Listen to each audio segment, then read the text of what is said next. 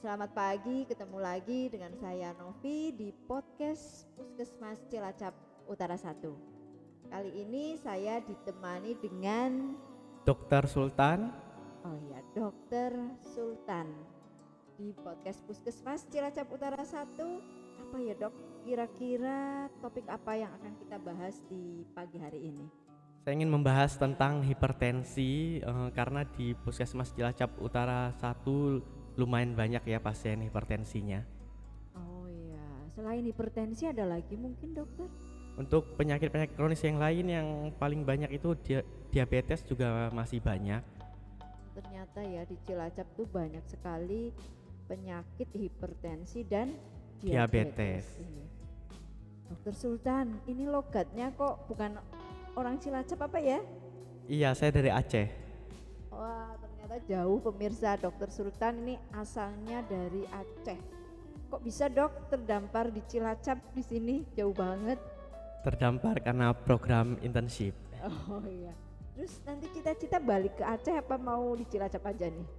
Rencana mau sekolah lagi balik ke Aceh. Wah, luar biasa. Mau lanjutin spesialis setelah ini dok? Insya Allah. Iya, amin ya. Oke, kembali lagi ke topik tadi hipertensi ya. Sebenarnya apa itu dok hipertensi sendiri? Hipertensi itu artinya tekanan darahnya itu tinggi, yaitu lebih tinggi dari 130 ke atas. Lebih tinggi dari 130. Lah kalau normalnya berapa dok? Normalnya itu 120/80 biasanya. Terus itu tergantung usia juga, sudah dibagi dari GNC 8. Untuk usia dewasa biasanya itu 120/80. Namun untuk usia lansia sendiri sudah dibagi lagi, di umur 60 tahun ke atas boleh sampai 150/90. Namun apabila ada penyakit kronis yang lainnya seperti diabetes ataupun disertai dengan penyakit gangguan ginjal, gagal ginjal seperti itu tekanan darahnya itu harus di bawah 140 untuk lansia sendiri. Oh gitu.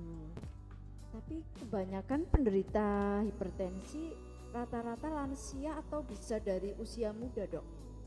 Ada yang dari usia muda, biasanya kalau usia muda itu udah faktor genetik karena ada salah satu faktor resikonya itu faktor dari keturunan. Namun itu bisa dihindari dengan mengatur pola hidup itu sendiri. Nah, pola hidup yang bagaimana nih dok supaya kita terhindar dari hipertensi ini?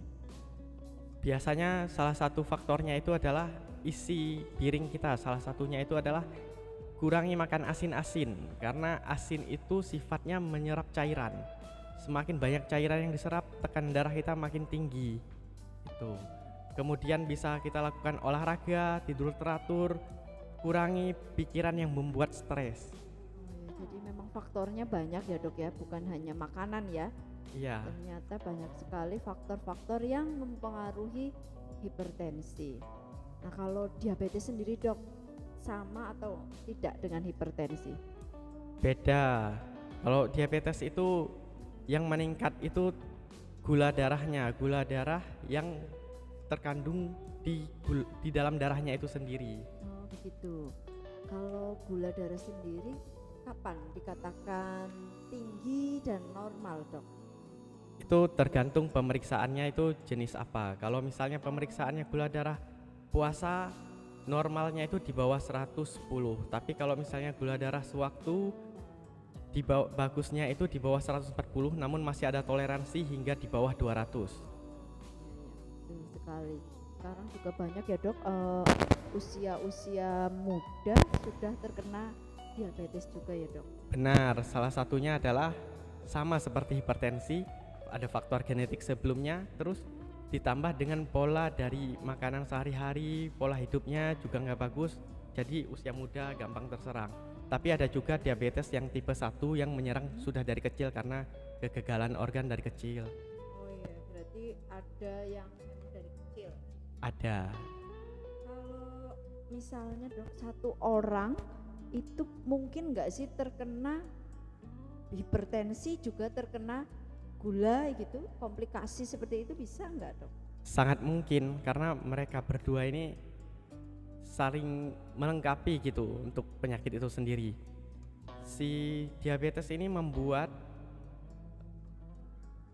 darah itu semakin kental, jadi membuat si jantung dan tekanan darah juga itu semakin tinggi jadinya. Ya memang rata-rata kalau orang yang ikut Prolanis itu ya dok ya, juga rata-rata ada dua ya, udah hipertensi juga diabetes sendiri ya, betul nggak ya dok itu? Benar, rata-rata kan sekarang udah ada program Prolanis supaya pasien-pasien itu minum obatnya teratur, terus sama kontrol rutin juga per bulan ya. Nah kalau misalnya dok itu pasiennya tuh kadang-kadang susah untuk minum obat, nah gimana ini solusinya dok, dan apa juga yang akibatnya kalau misalnya pasien ini nggak mau minum obat secara teratur? Saya kasih contoh dari hipertensi aja ya. Ya kalau misalnya hipertensi itu memang harus minum obat rutin, karena yang kita lakukan itu adalah bukan mengobati tapi mengontrol penyakit itu sendiri, jangan sampai tekanan darah itu menjadi tinggi. Oh seperti itu ya dok ya, jadi memang bukan untuk mengobati tapi mengontrol supaya tekanan darahnya tidak tiba-tiba naik kayak gitu ya dok ya? Iya, karena kalau sampai tinggi banyak komplikasi yang terjadi. Cuma yang paling sering itu salah satunya itu kegagalan jantung. Kegagalan jantung itu bukan berarti benar-benar gagal jantung. Artinya itu kegagalan dalam memompa secara adekuat ke seluruh tubuh kita. Nah, salah satunya itu tanda-tandanya itu adalah ada pasien hipertensi datang dalam keadaan sesak. Sesaknya itu pada saat aktivitas, itu salah satu gejalanya. Nah, aktivitasnya itu nanti dibagi lagi, aktivitas yang ringan kah, aktivitas yang berat kah, nanti ada pembagiannya lagi. Gitu ya, ternyata ya, jadi hati-hati nih pemirsa, kalau sudah kena hipertensi bisa juga merembet ke yang lain-lain ya dok ya. Benar. Sampai gagal jantung. Oke, itu tadi sedikit kita bahas tentang hipertensi dan diabetes. Sekarang deh terakhir dok, tips apa nih dok yang harus kita lakukan supaya misalnya penderita jangan sampai terkena komplikasi ke yang lain-lain? Harus minum obat rutin, karena persepsi di masyarakat kita kalau udah minum obat hipertensi sekali harus minum obat seterusnya. Sebenarnya kalau nggak minum obat juga seharusnya udah mulai minum obat dan harus seterusnya juga minum obat. Karena kalau nggak minum obat ditakutkannya terjadi komplikasi-komplikasi, karena komplikasinya itu lumayan parah, karena ada pasien yang takut karena gagal ginjal atau apa. Sebenarnya itu bisa diatasi dengan minum air putih yang banyak. Terus masalahnya kalau misalnya nggak minum obat juga masalahnya nanti ujung-ujungnya ke ginjal juga. Oh iya, berarti lebih baik tetap rutin minum obat tetapi mengatur minumnya ya dok ya, jumlah minumnya jangan sampai kurang, begitu dok? Benar. Oh iya, oke, itu tips ya pemirsa supaya kita jangan sampai terkena komplikasi ke penyakit yang lain, terutama gagal ginjal ya dok. Iya, kalau misalnya tips sehat lagi yang lain ada lagi nggak dok? Misalnya pola hidup kita harus bagaimana nih supaya kita bisa bertahan dengan penyakit kita seperti hipertensi dan gula itu. Kalau penyakit-penyakit kronis seperti ini memang harus diatur pola hidupnya benar-benar ya. Untuk hipertensi sendiri kurangi asin-asin. Kalau bisa sudah diatur sebenarnya sehari itu cuma boleh makan garam itu 1-2 sendok teh. Nah, lebih bagusnya lagi dikurangi benar-benar. Jangan sampai terlalu banyak karena kita butuh juga dari garam itu sendiri ya. Kalau olahraga yang baik itu seberapa sih dok untuk penderita-penderita penyakit ini? Apa boleh olahraganya tuh banyak, misalnya satu hari boleh lebih dari 1 jam atau gimana dok? Kalau saran saya sih jangan banyak-banyak, terutama untuk pasien-pasien hipertensi. Jangan membebani jantung yang berlebihan, tapi tetap harus olahraga. Tapi olahraga yang ringan-ringan seperti jalan, lari-lari kecil masih boleh. Oke, terima kasih sekali ini dok sudah mampir di podcast Puskesmas Cilacap Utara 1.